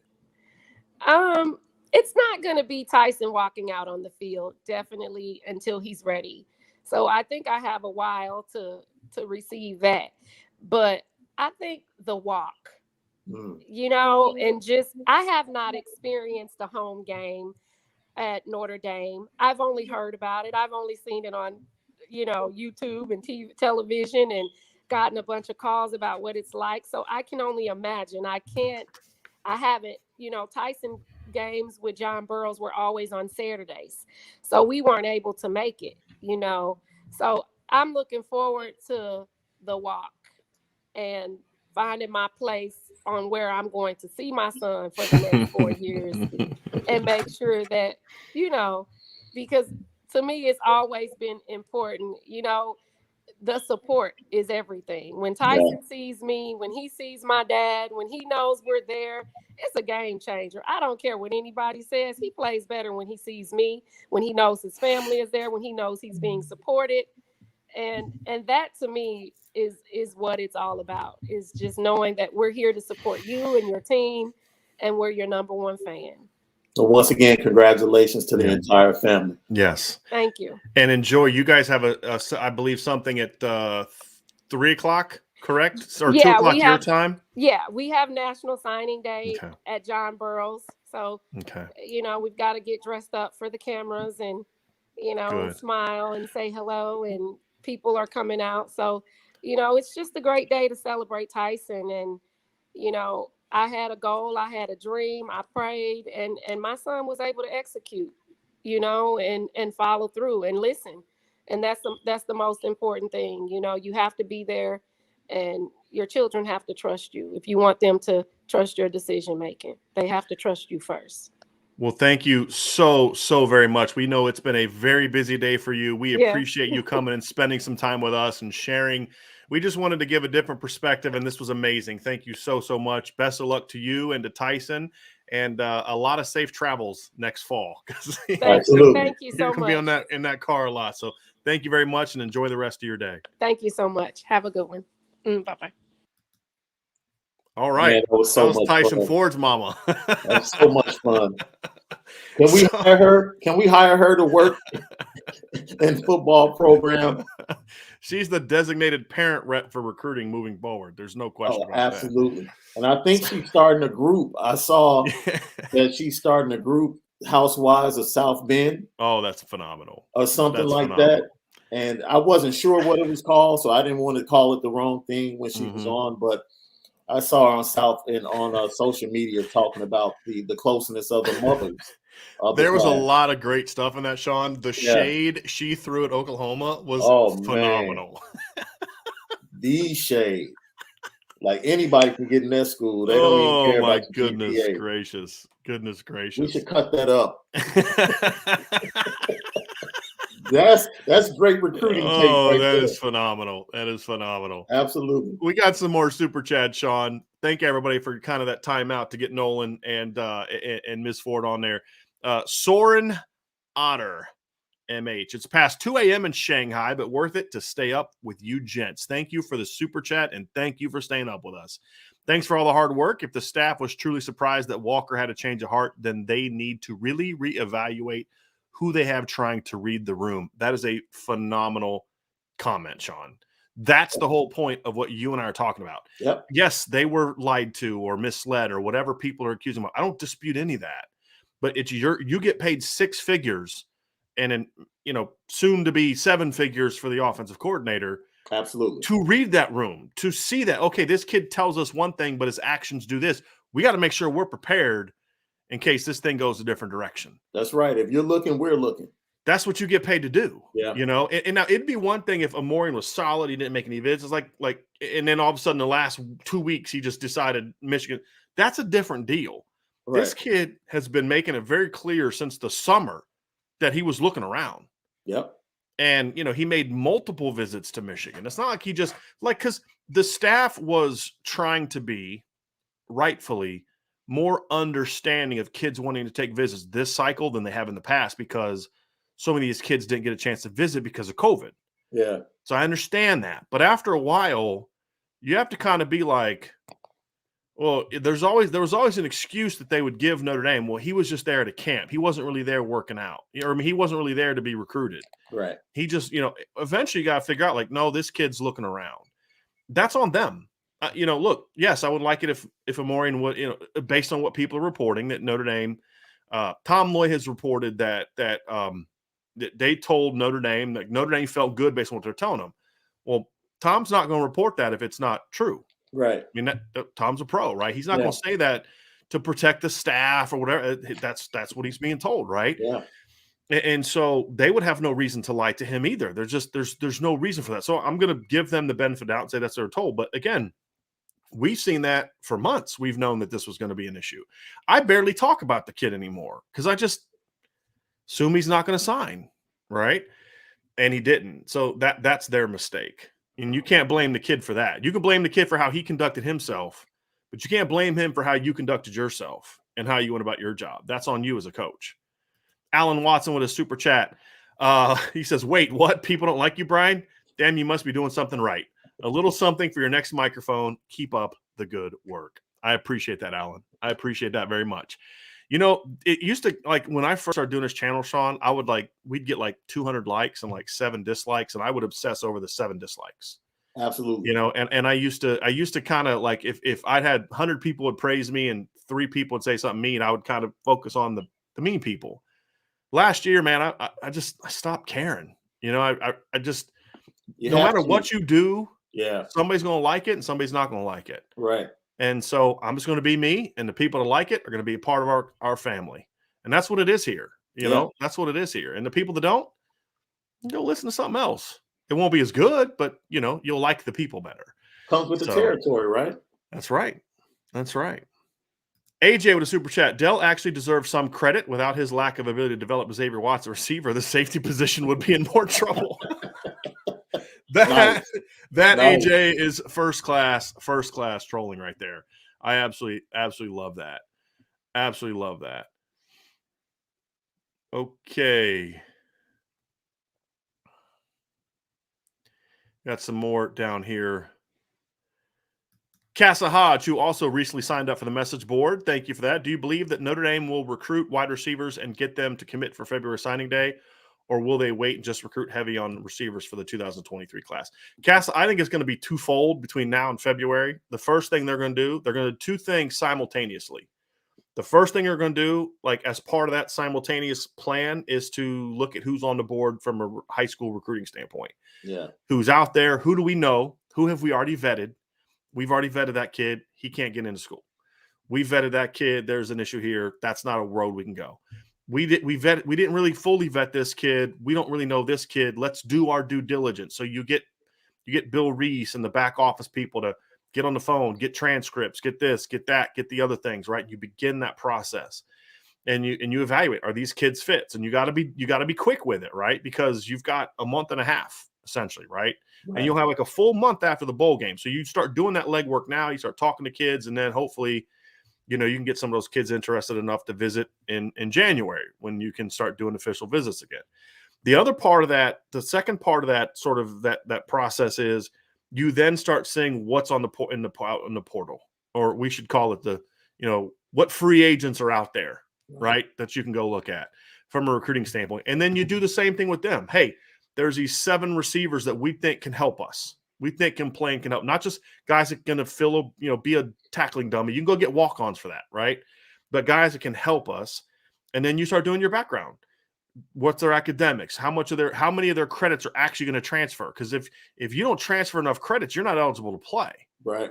And that's going to be the issue that Notre Dame constantly runs into. And we're going to have a transfer portal show coming up here, Sean, where we kind of dive into why Notre Dame has to be different. They have to be different with how they go with the portal. Yeah. But you look at it and see if there's a kid or two that fits your mold. Now, maybe there's a thing where you find a high school kid and a transfer kid, and that's how you meet your need, right? But that's good. There will be a focus on trying to find receivers to help with the 2022 roster. Yeah. They will also obviously start even focusing more and more attention on the 2023 class. That's gonna be a big thing. And if I'm Marcus Freeman and I plan on keeping Dell Alexander, he and I are going to have a serious come to Jesus conversation tomorrow. Absolutely. And I that's not the move I think he should make, but I think if Dell's character has earned him that opportunity, so be it. But look, you're hitching your wagon to him, and you need to make sure he's not your Van Gorder, your Quinn, your Denson, or whatever else the case may be, right? Yeah. You need to say, look, if I'm going to keep you, then this is what's expected of you. And when you stop doing that, you're going to be looking for a new job. And, that's going to have to be. And the 23 class is really just kind of like the piggyback off what you were saying, or just to add to the 23 class, in my opinion, has an opportunity to really have a good start. Because there's 2 kids from the Midwest. You don't have to worry about them leaving California and really loving USC or possibly loving the Florida schools. You get those 2 kids from the Midwest, and both coincidentally are originally from Chicago. Right. Carnell Tate just happened to be down at IMG. So now you're talking about the LZ kid. Is the other one? Is that who you're talking about? Yes, the other one? So he's still in Chicago, isn't he? Yes, he's still in Chicago at Simeon. Yep. Okay. And this is Sean. I'm bringing this up, Sean, because this kind of goes with a little bit with what you're talking about. So the problem with that is right now you're getting out recruited for Carnell Tate as your Notre Dame, right? Now LZ, I think they got a really good shot with. He's that big bodied receiver that the Miles Boykin type, that kind of player. He's that kind of guy. Carnell Tate's the complete opposite. Carnell's more of an X. He's more of a he'd play more of the position Will Fuller played. He's not Will Fuller. They're different players, but I'm just trying to point out positionally where he fits more, that field outside position where Braden Lindsey's played, Lorenzo's played. Whereas Melvin's more of a W. He's more of that boundary guy. He's that big-bodied kid. He's a pretty good athlete, I think. Really good athlete. But he's a big-bodied guy. He's that one-on-one, hit the back shoulder. I mean, he reminds me a lot of. I mean, it's lazy analysis in a lot of ways because it's Chicago and big body, but I mean, it fits. Yeah. He reminds me a lot of Miles. Yeah. He really, and I think he's thicker than Miles was at the same age too. I don't know if you agree with that or not. Cause I mean, you saw those guys up a little bit more close and personal, but as a junior, I think he was a little bit, Miles was taller and a little longer. I think LZ's a little bit more put together than Miles was. Now Miles got big. A little bit more than I saw Miles. He's just a playmaker. Mm-hmm. He's just a playmaker, and the division he plays in is very competitive with Simeon, the likes of Morgan Park that's put out Power 5 recruits on an annual basis. So he goes up against pretty good competition. So you get a good gauge on, is he just making plays because he's better, or is he making competitive plays against other guys that have similar talent? And he does that. And they also play Mark Carmel, which is a Chicago, powerhouse, Brother Rice, guys like that.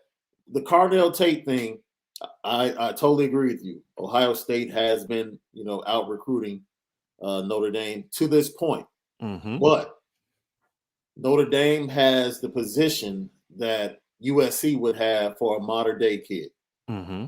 Because his original school is Marist High School here in Chicago. It's a Catholic high school, and it's a school that has a lot of ties to Notre Dame, especially on the coaching staff. And I believe they were really good this year once again. So they put together a string of they have a couple of wide receivers. I believe one, if I'm not mistaken, just committed to a Big Ten team. So his connections back to Chicago are strong. His connections to the Midwest are strong. And Notre Dame, if they put in the requisite work that needs to happen moving forward, they're going to be right there at the end. Because, I mean, if they lose him, they're going to lose him to Ohio State. Yeah. So you can't use geography, weather, the normal things, because like you said, he's not a Florida kid. He's as much of a Florida kid as Robert Hainsey and Houston Griffith were. Right. Absolutely. He's just there to play football and go to school. So right? I heard he's coming. I heard he might be coming back for his senior year. Yeah, that is the report. His cousins played at Crete Monique. Mm-hmm. His family is out there in the Crete area, and I know a few of them. So when he comes back, if and when he comes back, I believe he's come back to Marist because, as I said before, they've been one of the top teams in the state over the last 3 to 4 seasons. I think when he decided to go, they hadn't gotten to that point yet. Mm-hmm. So I think he's coming back and wants to win a state title. And they have a very good quarterback coming back, a kid that has a rocket of an arm. I think he's only a sophomore. He's going to be starting as a sophomore. So, yeah, we're going to be able to have our eyes on him moving forward. Well, and that'd be huge for Notre Dame because now they're the closest big school. Now they're the closest to him. Absolutely. So that's why I said moving forward, Notre Dame they're kind of lurking. Right. They're lurking like a USC would with most teams. They would sit back, let teams come in, and then, down the stretch, they would take off because of the proximity. So hopefully Notre Dame can do the same thing. Yeah. B. O'Donnell with a super chat. Thank you very, very much for that. Appreciate that. Boy, lot of comments. Stat lines matter. Miss Ford totally gets it. Thank you for your super chat, by the way. Miss Ford totally gets it. I'm so happy we got her perspective on recruiting. She should get a role in recruiting. Yes. A lot of people are really impressed with Ms. Ford. So, yes. Let's see. We got some more down here. And then we're going to come back tonight around 6 o'clock. I think that's it for the super chats. Let me just scroll back up here to make sure I didn't miss any as we scrolled through. I think we got everybody. But Sean, just as we kind of just look at the big picture aspects of this, when we get back tonight, Vince will be with us tonight. I'm not sure if Sean is going to be able to join us or not, so we'll have to figure that out. But we're going to kind of go position by position, hand out grades. We'll get a little bit more technical and just dive into what the class is. But the reality is, Sean, this is not a situation with what happened in the last several days at receiver. This is not a situation that Notre Dame can just say, it is what it is, or we were misled, or whatever the case may be. If they're looking outward in as far as who to blame here, then they're just not getting it. And that's the thing. Totally They're agree. Just not getting it. There's no excuse to be able to say, well, this kid told us he was coming. Everything about this kid told you he wasn't going to come. We've been telling you that since July, that this is how this is going to play out. This should have been so known to them. And so for them to kind of do the whole, well, he told us, this is what he told us, we can only go by what he tells us. No, you can't only go by what he tells you. You go by what he does. Yeah. And what he does is, I mean, you talked about the interview with his dad right after the game. Like, they did not hide the fact that we are a Michigan family. No. I mean, they were boisterous with that. I'm even going to go there. I mean, there was no hiding that. None at all. And so you can't use that as an excuse for why, well, we just were blind. You shouldn't have been blindsided. Yeah. Everyone saw this coming. Last week when everybody was like, oh, people are confident that he's going to sign. And I was like, I guess we'll see. Right. Even then I didn't buy it because I don't trust words that aren't backed up by action. And at no point in time did I feel like and that's the job of a coach. Yeah. It's the job of a coach is to do whatever it takes to get the job done, right? Yeah. that includes getting to know kids, building trust in them. They have to then kind of show you that trust in them is deserved. It comes to being able to read the family, read the kids, read their actions, make sure the board is expanded.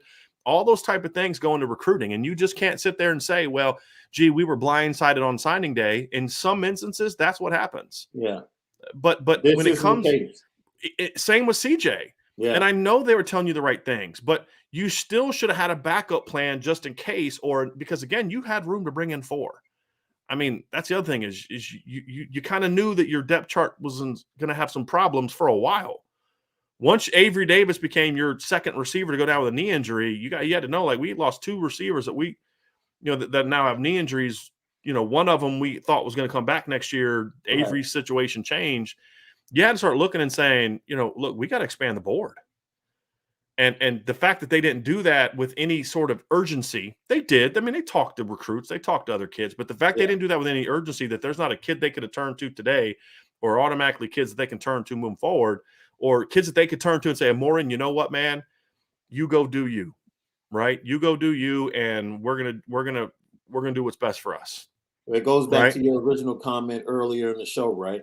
Because of the way things have changed in recruiting due to COVID, I'm sure there were plenty of kids out there whose senior tape was much better than their sophomore tape, and maybe they didn't even have junior tape. But you watch their senior tape, and it's like, oh man, this wasn't a kid that I thought I wanted to take, but based upon this senior film, yeah, I'm interested in this guy.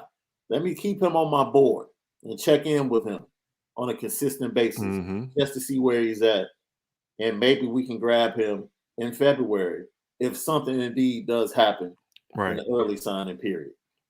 And that's just par for the course for the job as an assistant and as a coordinator. Always cover your tail. Always. You always have to have. It's the same thing when you're a play caller, right? I mean, look, if you're a great offensive coordinator, you go into the game with your game plan, but you always have to have a little something in your back pocket in case they do something you're not prepared for, or they're just shutting you down. Yeah. You can't just say, well, good on them. They got us figured out. We're going to take this L and try to regroup next week. No, you say, okay, let's figure it out. Let's counter. Right. And they did not do that here. And that's the reality. They did not do that here. Absolutely. And that's a problem. I mean, it's problematic. I want to bring this comment up from Indy and Naples as well.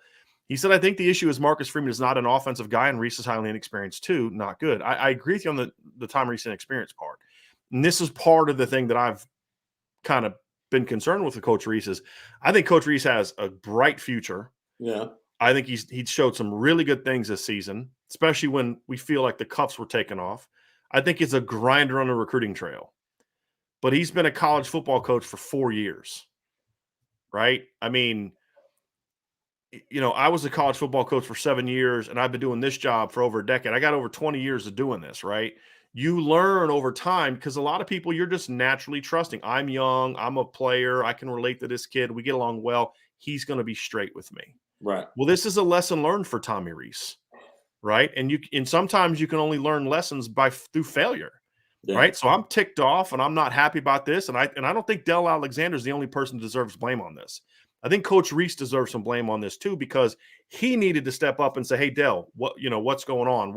And Tommy Reese was very involved in this recruitment as well. It's not like he was just a guy sitting in the back letting Coach Alexander do all the work. Right. He needed to step up and say, hey, what's the deal? And he needed to be the one to say, hey, look, this kid's actions. And so, yeah, I can understand why he might have been maybe a little bit more trusting than he should have been. Coach Alexander's been around for a long time. He's got to know better. And the whole thing about Marcus Freeman being an offensive guy, that's irrelevant when it comes to situations like this. He knows how to recruit. He's been at this for a decade. He's got to know. The problem is, up until he was hired as the head coach, there was no involvement in him on what was going on with Morrison Walker. It was out of sight, out of mind. That's not something he needs to know. He needs to be able to rely on the offensive coaches to tell him, hey, here's the situation. Do you think Marcus Freeman was thinking about in August what Morrison Walker and CJ Williams are doing? Nope. From recruiting? No, he was worried about his guys. Right. It wasn't his job to worry about Tom Reese's guys. It didn't become his responsibility until 2 weeks ago. 2 weeks ago. And I'll say this. Let me ask you a question. Mm-hmm. Is Nick Saban a defensive head coach? Right. Yeah. Kirby Smart, Right. defensive head coach. Right. They've Right. been able to get some pretty good offensive players. And to your So, point, Sean, when Marcus Freeman's the head coach for a full recruiting cycle, yes. Then if this happens, we can say he's got to do better. I'm just not, and it's not that I'm not afraid to blame him. Look, this is our job. I think this was a great hire. I like Coach Freeman, but if he does something that I don't like keep Coach Alexander on, Yeah. I'm going to say so. If he makes a decision in a game that I don't like, I'm going to say that's my job. Right. Some people don't understand this. Like, this is not a fanboy show, right? It's not our job to be hype men for the Notre Dame football program. No. Our job is to be analysts. When there's something to praise, we praise it. When there's something to criticize, we criticize it. And that's why our channel has grown, because most people want to be told the truth, or at least your truth, right? So like in this, when I hate the expression your truth normally, but in this instance, there is varying levels of degrees. Like, I may say, here's why I don't like the 3-4. It doesn't mean dogmatically I'm correct because I'm convicted in it. That's what I mean by my truth in an analytical viewpoint, where there can be, water's wet is not your truth. That is just the truth, right? In this instance is what I'm saying is, so I'm going to tell you my honest opinion, and then we're all going to be able to evaluate whether I'm right or whether I'm wrong, and that's the fun part of it, right? And so if this was something that I felt Marcus Freeman should be responsible for, then I'd say, hey, do so. Because by the time he got hired as head coach, there were really no plan Bs. No. Because their recruiting option was, we got to go make sure the kids that are committed are going to stay. I can't be on the trail for the next 2 weeks going to visit every other receiver in the country trying to overcome the mistakes you guys made to get us here. Yeah. Right? That's the problem. This problem happened before Marcus Freeman got here. So I'm not going to sit there and say, well, this is because of Marcus Freeman. No, this is because of Coach Alexander and Coach Reese not doing a good enough job with the recruiting board. And this is why also they should have taken 4 from the beginning. They should have took 4. To also Marcus Freeman learning and being able to allow him the opportunity to do so. He's going to make mistakes in year 1. And he won't make that same mistake in year 2. And if he'll make a different mistake in year 2, he'll make a different mistake in year 3. He won't make in year 3. Right. I mean, Nick Saban made the mistake of sticking with inside linebackers that wanted to thump and couldn't cover for about 2 seasons too long. Right. And because of that, he didn't win national championship. Right. And it wasn't until then that he decided, you know what, let me get faster on defense. Right. And guess what? If everybody else is going to RPOs and getting better quarterbacks, I need to go recruit quarterbacks that are better than the game managers that I've been recruiting. Sean, we did a show last week, and I'm going to have to send you the segment where we talked about the 5 keys to Marcus Freeman building a championship. I saw it. Okay, yeah, so what you're talking about, here's what we don't know about Marcus Freeman. And the reason we did that show is because some of these things we don't know. We know he's going to be a great recruiter, right? That's not an issue. We don't know how he's going to involve offense. He said some things so far in his press conferences that some of it I like about what he said about the offense. Some of it I don't necessarily like about what he said about the offense. But one of the things that we said is that they got to be innovative. They can't be reactionary. Brian Kelly was one of the most reactionary football coaches in the country. And I don't mean that I don't mean that as a dig. It is a criticism. It's not a dig. And what I mean by that is when they lost to Alabama, he spent the next 6 years trying to chase that 2012 Bama team while the rest of the country was moving past that style of play. Yeah. And so, he just has always been slow to adjust. Coach Freeman can't be that way. He cannot be reactionary all the time. He can't wait till they get their butt kicked or they lose 5 recruits or whatever the case may be before he says, you know what, let's do it. That's where his youth needs to be a positive. Yes. Is because he's not set in his ways. Look, Brian Kelly likes to remind us that he's been a head coach over 30 years, which means he was a head coach when Marcus Freeman was a toddler. Yeah. Right. Okay. So that guy is going to be a little bit more stuck in his ways because he has had success. Marcus Freeman is 0-0 as a head coach. He's going to develop what his core principles are. Some he already has. But my point is he needs to say, hey, look, you cannot allow these things to continue to happen and then you react to it. You've got to be in front of the game. And we don't know if he's going to do that yet because he's been a head coach for 2 weeks, right? We're going to learn that. But that's one of those things he has. That's one of the things I'm looking for. And these are situations like that. You know, I'm not going to judge him on what happened at receiver in this class because, again, I don't think he was in position to necessarily do a deep dive into where the receiver board is. You had 3 commits. My job is to make sure they stay committed, not to go expand the board. It's too late for that, right? If that hasn't happened already, then it's not going to happen in the next week and a half, 2 weeks before signing day. And something else that ties in directly with what you're talking about, you have to trust in his pedigree. All right. He played at Ohio State. He played at a coach that was brought in to return Ohio State to the top of college football. And Jim Tressel, for everything that you want to say about him, scandal, how players acted under his watch, off the field, he got that program back to a point that when Urban Meyer did take over, the cupboard was full. It wasn't like Urban Meyer just walked in and there was just like no talent on the roster. Mm-hmm. Urban took that talent and then got it to the next level and continued what Jim Tressel had already done, which got it like he came in and got guys like Maurice Claret. Like Jim Tressel was a coach, beat one of the greatest teams in college football history. When you look at the roster, he beat them. He beat them head up. So that's his pedigree. That's the man he played for. That's his influence as a head coach.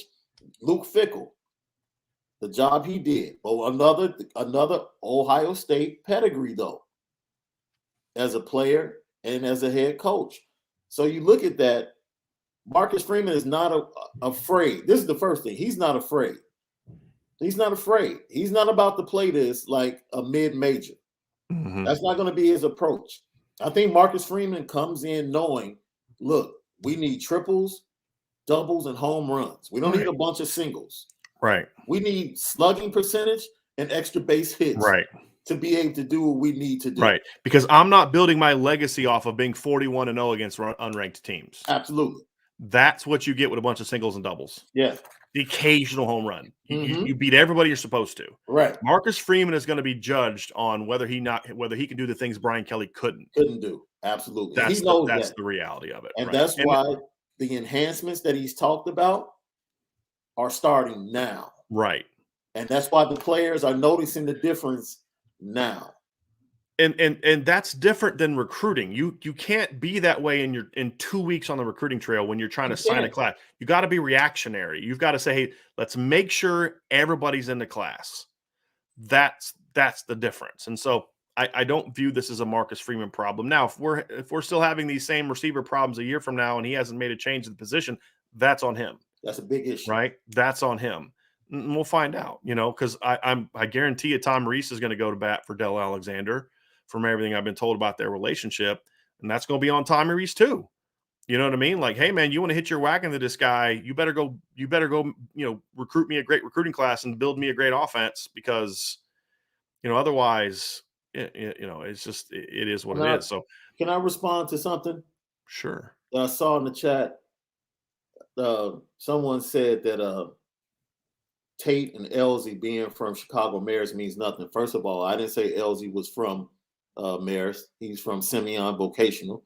And you very clearly said that because my man Melvin Whitney said F Simeon, go Percy L. Julian Jaguars. So clearly you said Simeon. He understands the battle of Vincennes. All 3 schools are in Vincennes. Julian, Morgan Park, and Simeon were all rivals. You could take the same bus and get to all 3 schools.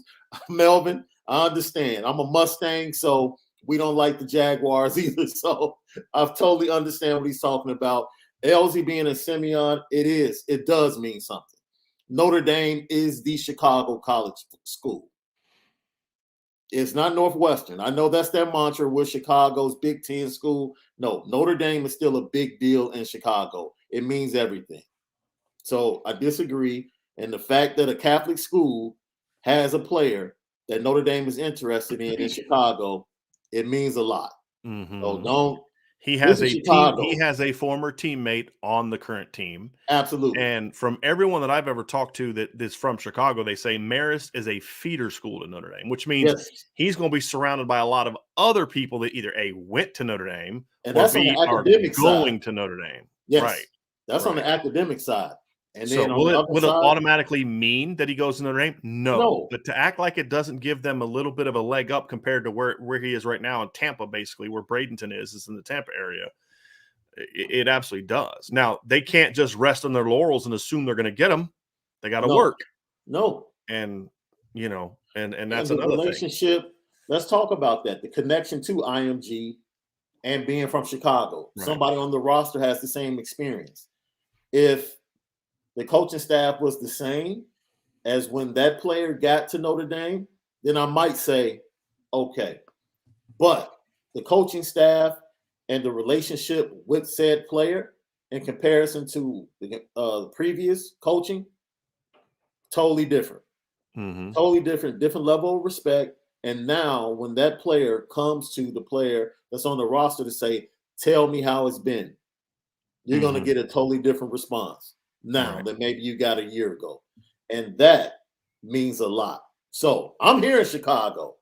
My ears are to the ground. I'm telling you, Notre Dame is huge. Mm-hmm. Huge. And everyone that I talk to will tell you that. Again, doesn't mean they're going to get every kid. They No. didn't get Caleb Brown. Why? They didn't get because Caleb Brown. They didn't put into work. Henning. And they didn't get Tyler Morris. And because they didn't put into work. Yeah. The simple as, I mean, Brian Smith told me a story about how he sat down and talked to Caleb Brown. He was like, you know, what do you guys think of Dell Alexander? He told him that him and Tyler Morris both looked at each other and laughed. True story. Yeah. True story. Yeah. And it's not like Chicago kids don't grow up with Notre Dame on their radar. They do. Right. Doesn't mean they have to be fans, but they know about Notre Dame. They know about Notre Dame. Right. And, you know, look, let's be honest. AJ Henning, he did some good things for Michigan this year. That's a kid that they, you know, they could have used him. Right. Absolutely.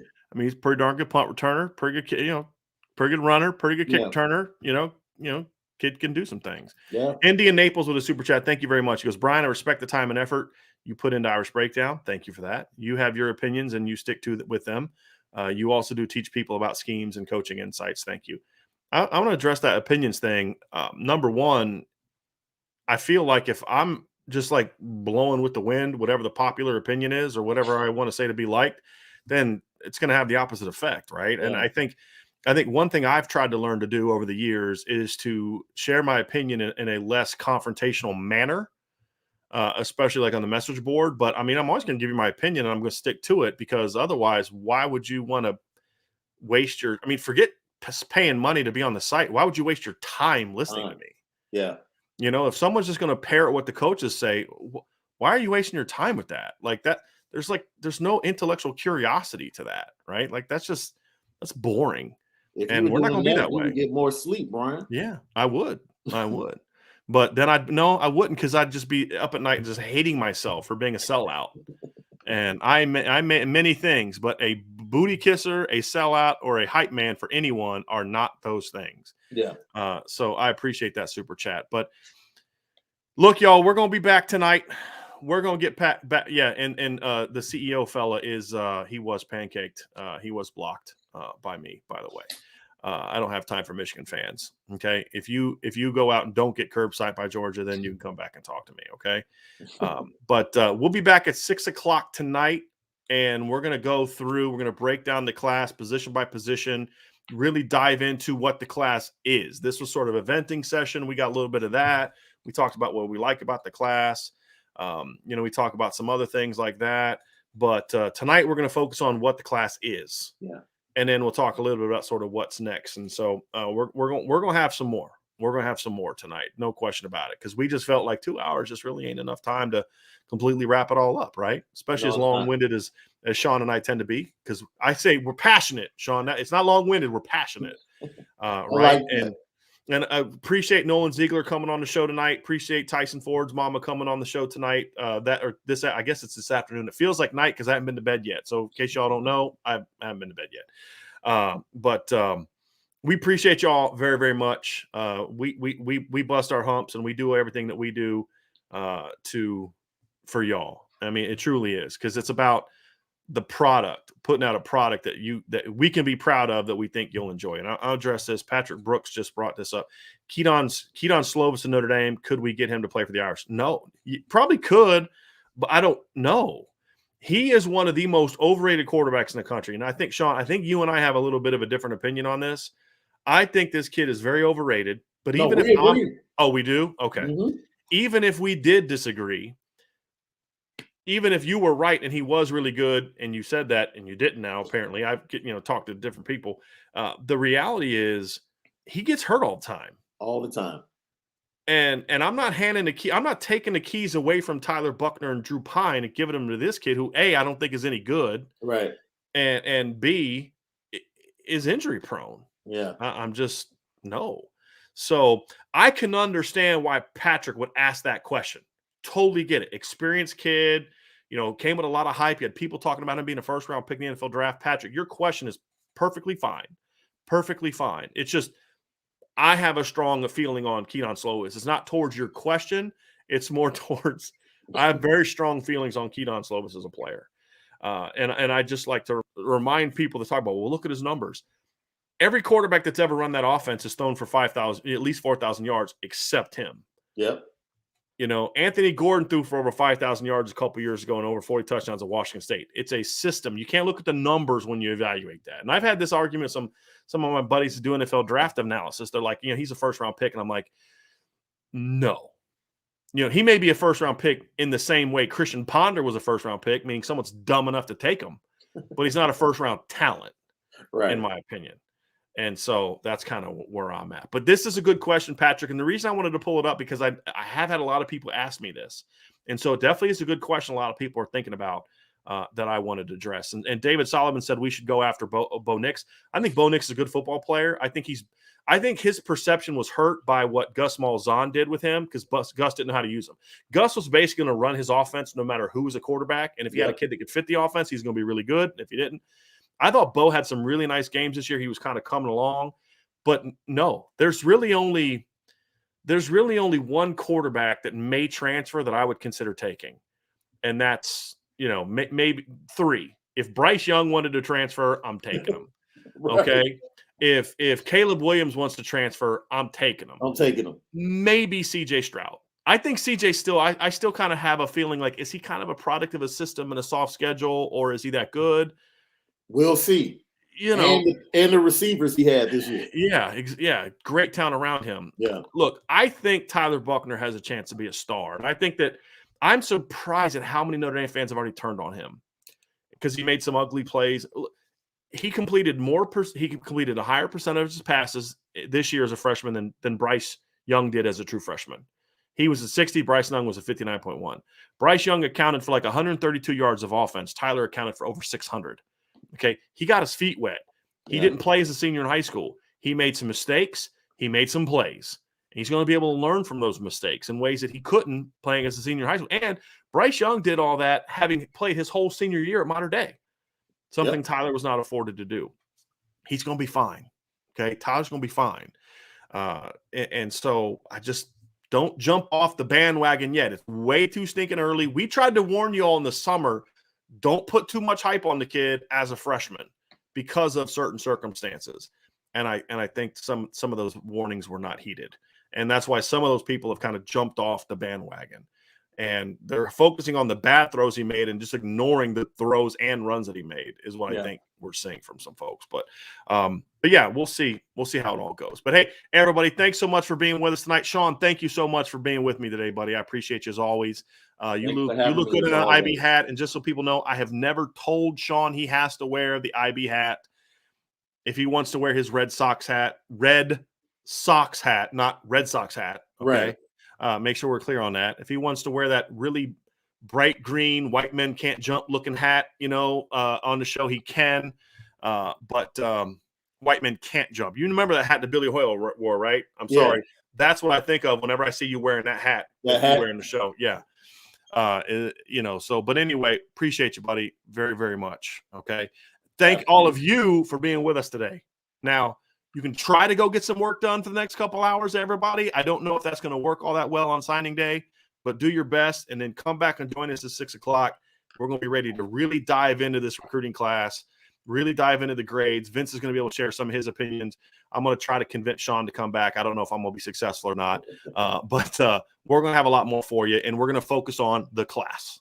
That's what the focus tonight is going to be on, the class. And if we get some time, we'll take some more of your questions. So, Sean, thank you, buddy. Everybody, thanks for joining us. Hit the like button, hit the subscribe button, hit the notification bell, sign up for the Brett message boards at irishbreakdown.com, and we can continue this conversation about Maureen Walker or Dell Alexander or Marcus Freeman or whatever else you want to talk about Notre Dame football related. So sign up, and we'll get you there. So, Sean, thank you. Everybody have a great day. We'll talk to you here in about 3.5 hours.